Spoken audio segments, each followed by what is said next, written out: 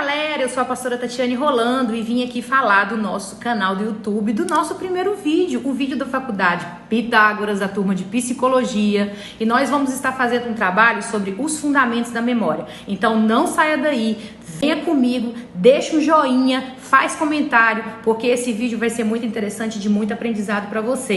Irei iniciar com o prólogo, abordando um assunto importante que consiste na capacidade individual que temos relevante à memorização. O quanto somos capazes de recordar os nossos feitos, como é desenvolvido esse processo de armazenamento, quais são os motivos que levam pessoas a recordarem de episódios ocorridos há décadas e outras mal conseguem recordar o que fizeram há alguns minutos atrás.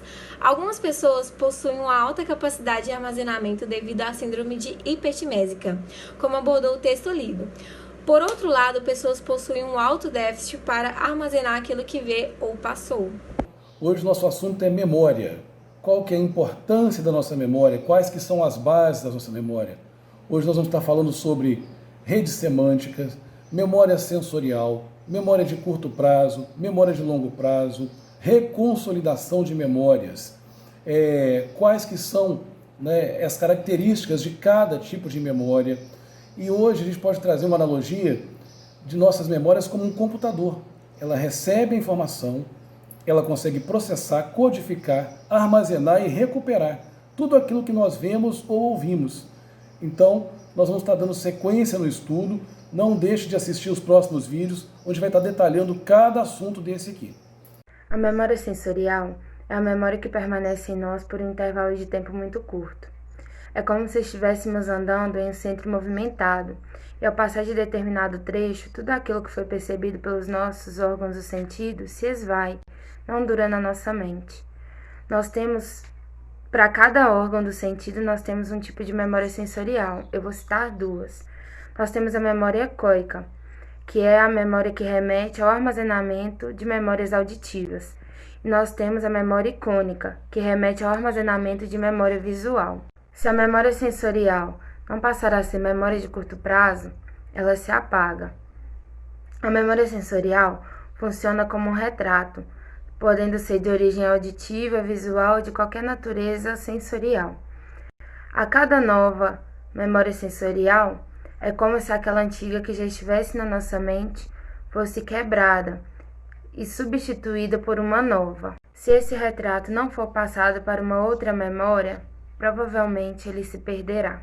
Estou aqui para falar sobre a memória de curto prazo e algumas formas de transferir as informações recebidas nela para a memória de longo prazo através do ensaio. A memória de curto prazo, diferente da memória sensorial, onde não há significado nos estímulos recebidos, é onde a informação adquire seu primeiro significado. Nela, é possível armazenar uma quantidade específica de informações que fica por ali retida no máximo 30 segundos. E quantas seriam essas informações?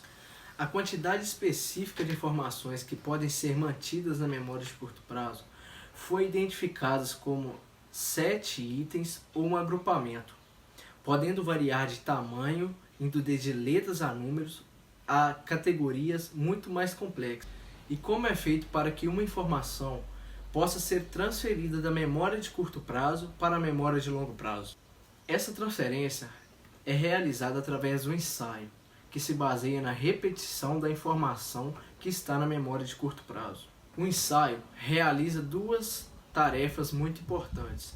A primeira é que através dessa repetição, a informação não é perdida e é mantida na memória de curto prazo. A segunda é que ele permite que a transferência seja feita para a memória de longo prazo. Porém, não necessariamente a repetição será necessária para realizar essa transferência. O tipo de ensaio também é muito importante, pois se a informação ela é ensaiada com o chamado ensaio elaborativo, suas chances de ir para a memória de longo prazo são muito maiores. Mas o que seria esse ensaio elaborativo?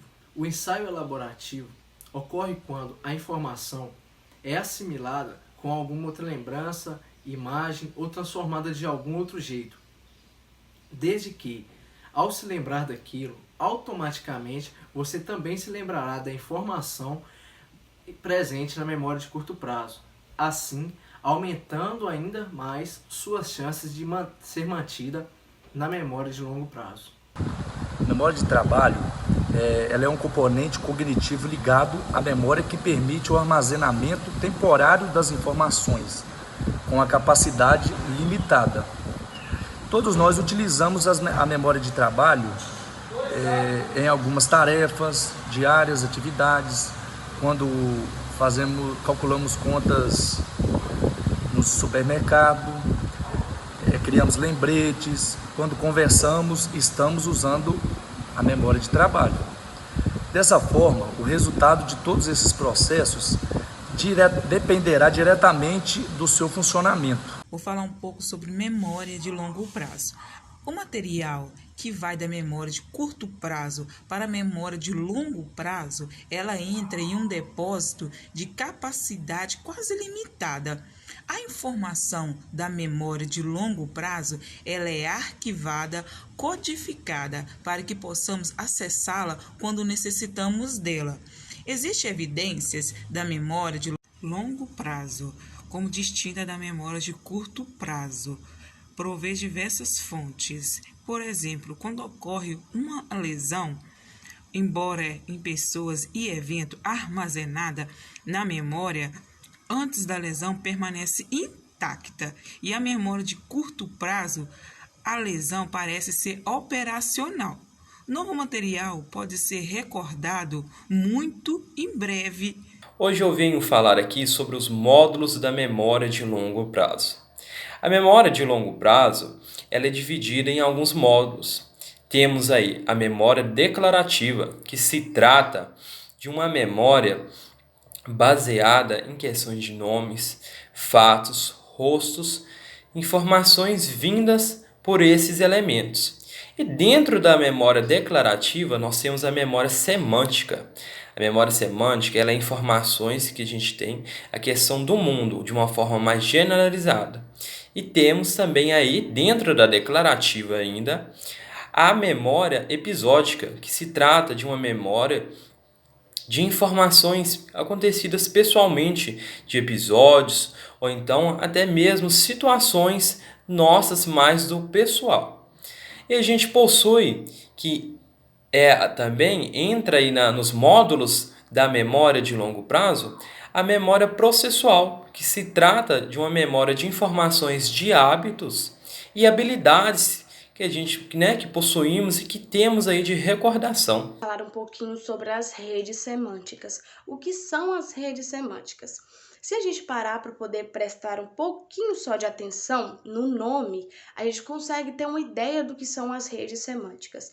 Quando a gente fala rede, nós pensamos em rede de futebol ou rede de pesca, rede de vôlei, vários tipos diferentes de rede, mas todas essas redes, elas têm algo em comum. Todas são pequenos nozinhos ligadas a outros nós. E quando nós temos a noção de que a semântica é o significado que nós damos às coisas dependendo do contexto, nós conseguimos ter essa noção do que sejam as redes semânticas. É como se cada nozinho da rede fosse uma lembrança ou uma representação que nós temos de algo, e ela está ligado a outra lembrança ou representação. E cada representação dessa, quanto mais parecida ela for da outra, mais rápido ou com mais facilidade ela é recuperada, mais facilmente ela é lembrada. Então, isso, resumidamente, são as nossas redes semânticas. Eu irei abordar a respeito da neurociência na memória. Quando nós falamos de memória, tendemos a pensar em algo intangível e meio disperso. Nessa linha de pensamento, os neurocientistas e psicólogos que se interessam pelo assunto em busca do engrama, que é uma marca física da memória na psique do indivíduo que corresponde à lembrança, eles tiveram uma certa incógnita.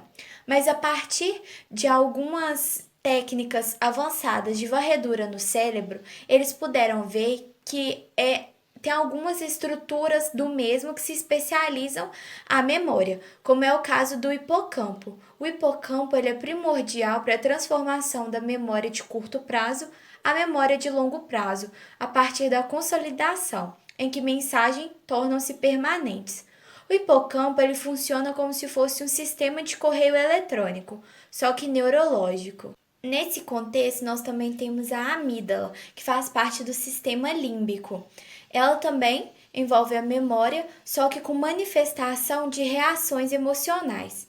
Com isso, a alteração de informações em lembranças refletem no nível neuronal, que mais algumas alterações traduzem-se na consolidação. A psicologia é uma ciência que estuda os processos mentais, como os sentimentos, a razão e o comportamento humano. Alguns estudantes usam a ideia das chamadas drogas da inteligência, que são medicamentos usados para tratar o enfraquecimento mental associado a certos distúrbios. Um medicamento muito conhecido é a Ritalina, que é um medicamento usado para ajudar as crianças com déficit de atenção e hiperatividade, mas os estudantes costumam usar para controlar o sono excessivo e ajudar na concentração. Mas nem todas as pessoas reagem da mesma forma. Em alguns casos, ele causa o efeito oposto. Existe a importante questão referente ao que essas substâncias causam ao cérebro. Por enquanto, a melhor maneira de melhorar o nosso raciocínio continuam sendo as tradicionais, que são o estudo, repouso e a prática.